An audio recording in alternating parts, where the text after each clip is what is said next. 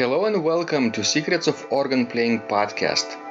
We are your hosts, Vidas Pinkevičius and Aušra Pinkevičienė. We've been mastering secrets of organ playing for more than 20 years and sharing them on this blog since 2011.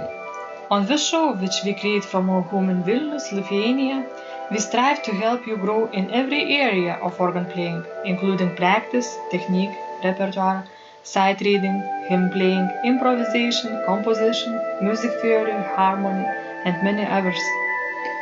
Our hope is to help you become a complete musician, or what we call as total organist, a program which we have created to help you reach your dreams faster than you would do on your own.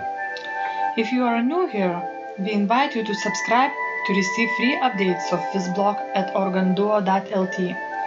By subscribing, you will also receive free video how to master any organ composition and 10-day organ playing mini course. And now let's go to the podcast for today. Hi guys, this is Vidas. And Aušra. Let's start episode 302 of Secrets of Organ Playing podcast. This question was sent by Henry, and he writes, I would like to start accompanying the congregation using the electronic keyboard. My question is, when and how do I start learning congregational opening hymns? Please, I need your advice on this issue. So also, opening hymns for congregational singing. I guess Henry should start learning them right from the start. That's right. How else could you start to learn them? It depends on his level of ability, of course. True. If he can play 4-part harmonizations or not yet. What to do if he can't play 4 parts right away? Maybe sight read a bunch of hymns, one voice at a time, 2 voices. Yes, that's right. And that electronic keyboard, I assume, doesn't have the pedal board, yes? Probably no, not. So then, to me, accompanying hymns on a keyboard without pedals is more difficult than with pedals. What about you? True. Why? There is not much you can do on the electronic keyboard without a pedal. And your left hand then is very busy. True. Okay, so Henry might benefit from our hymn playing master course probably, or hymn sight reading challenge, right? What do you think about that, Aušra? True. I just don't sure why he is asking only about opening hymns. Will somebody else play the rest of the hymns? Right, it's unclear. I can't imagine the situation without him playing everything else. Or is he talking maybe about introduction of the hymn? Oh, you mean playing hymns like normally would people play, but adding introductions? Maybe that's what he means. Okay, so then it's another problem. He needs to creatively introduce hymns. True. What's the easiest way? Well, just to play last phrase of, 4 measures of end of the hymn. The last phrase. Yes, the last phrase. Or maybe 8 measures, 2 phrases.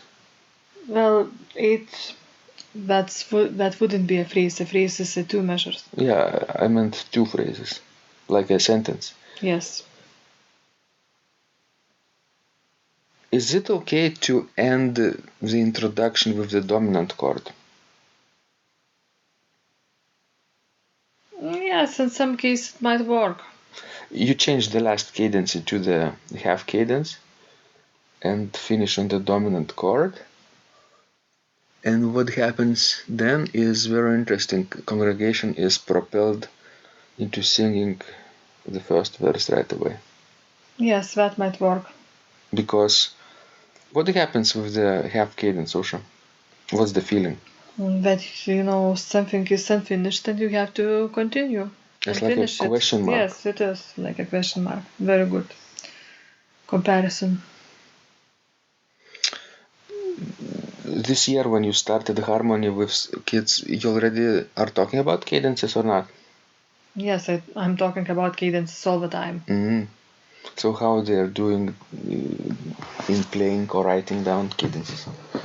Well, some better, some worse, as always.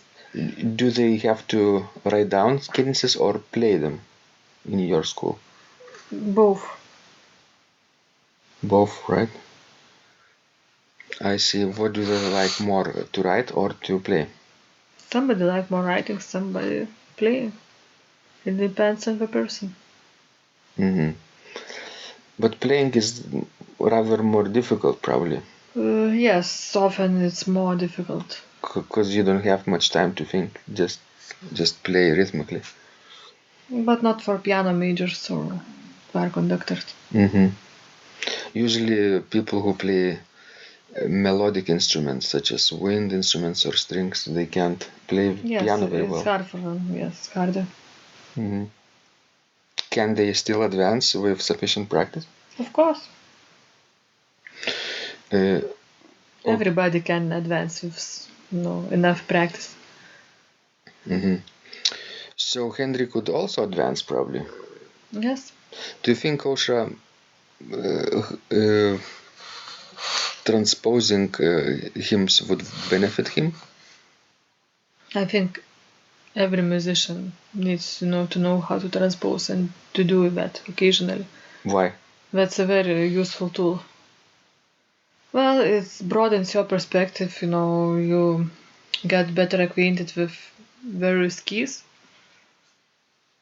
I don't know, it's sort of like exercise for your brain. Like Sudoku? Yes, Musical Sudoku. I think even better. Mm-hmm. So it could postpone Alzheimer's and similar illnesses. True. I see. Wonderful. So guys, you see, you can sometimes create your own exercises out of real hymns or even musical compositions that you're playing right now. Imagine you're playing a piece of organ music, a chorale prelude, right? Um, is it possible also to take an excerpt of chorale prelude and to transpose it into other keys? Yes, of course, why not? What's the principles when you do this? How do you think? I know you're a teacher and you can't imagine yourself probably as a beginner, but what you're thinking about when you transpose? Well, I'm thinking about given interval by which I have to transpose it. Well, sometimes I add a different clef too. That's a possibility too. What do you mean?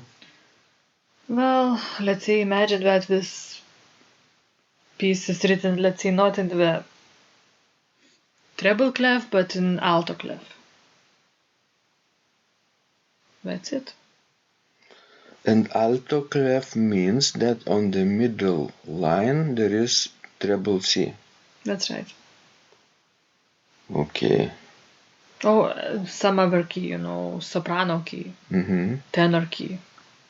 There are 5 Yes. C clefs, 3 F clefs, and 2 G clefs. Yes, but I think the most common way to transpose, I think it's on a given interval. Think about it.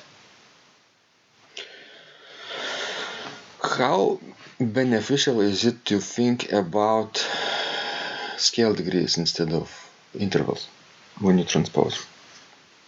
In which kind of music would that work? Well, it depends on how how you think when you're playing a piece in a home key. If you're thinking in scale degrees or not.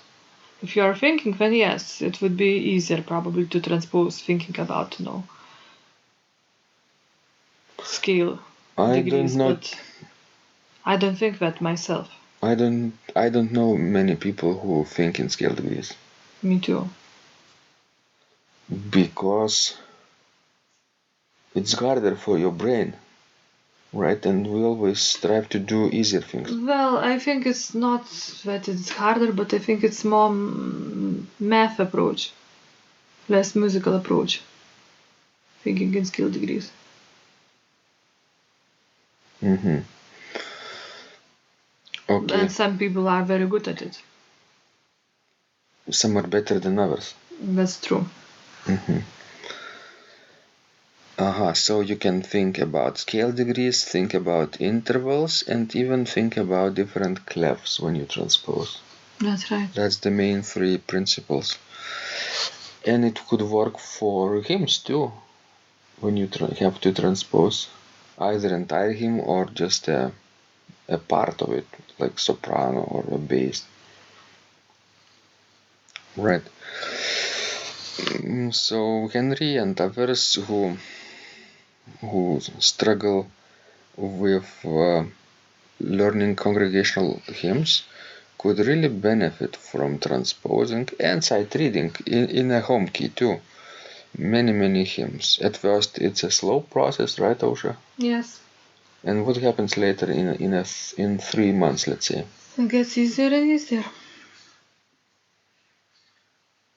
Would it always be, as easy as sight reading? I mean, can you sight read in a foreign key right away with fluency? A hymn? Yes. Yes, I believe so too. Because if you, for example, want to get certified by American Guild of Organists, in certain levels of examinations they have transposition exercises of hymns too.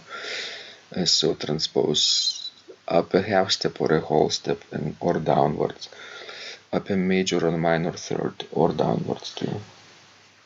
We have this course, transposition for organist level 1, which would be helpful for people too. Thank you guys, this was Vidas. And Osha. Please send us more of the questions, we love helping you grow. And remember, when you practice, miracles happen. This blog is supported by Total Organist, the most comprehensive organ training program online, where you will find courses for every area of organ playing, including technique, practice, sight reading, repertoire playing, hymn playing, improvisation, composition, music theory and harmony, with hundreds of scores and thousands of exercises. Here is what some of the students are saying. Hugh writes, the sight reading course has helped me tremendously. Thank you very much for your SS courses and all your help. Robert writes, I found the fingerings, registration ideas and general comments to be excellent. John writes, I have found your download very helpful. It was really excellent. I have watched some of your teaching videos and when I read your instructions, I tried to imagine you were teaching me. You may feel disappointed that I am 2-3 days behind, but I am a slow learner, and I have committed to taking the time to get it right as you say. But the other night my wife commented that she had never heard me play such a detailed melody in the left hand so well. My left hand is generally poor. Robert writes, it has been a great pleasure in my life of having discovered your courses and material as well as the YouTube work of recordings. You have a calm and pleasant way of teaching. Ron writes, Hi Vidas and Osha, thank you guys. What a wonderful response to my email note to you. You've got me right, and I feel you understand my level of playing. Yes, at home and lucky that I have an organ for that reason. I am paying attention to this, and I am going to try this haha no longer secret model. Yes, and I love Cesar Frank too. What is very nice about your blog podcast is that Ausha and Vidas are like a Socratic dialogue, and by bouncing things off of each other, so much more information comes out and is expressed. Your comments contain a wealth of information and understanding. I really appreciate this. It is very inspiring and will keep us moving forward. Would you like to receive the same or even better results that our students are getting? If so, join them at organduo.lt/total-organist. And of course, you will get the first month free too. You can cancel anytime. Also, if you haven't yet subscribed to receive free updates of this blog, make sure you do that at organduo.lt. By subscribing, you will also receive free video, how to master any organ composition and 10-day organ playing mini course. This was Vidas. And Ausha from Secrets of Organ Playing. And remember, when you practice, miracles happen.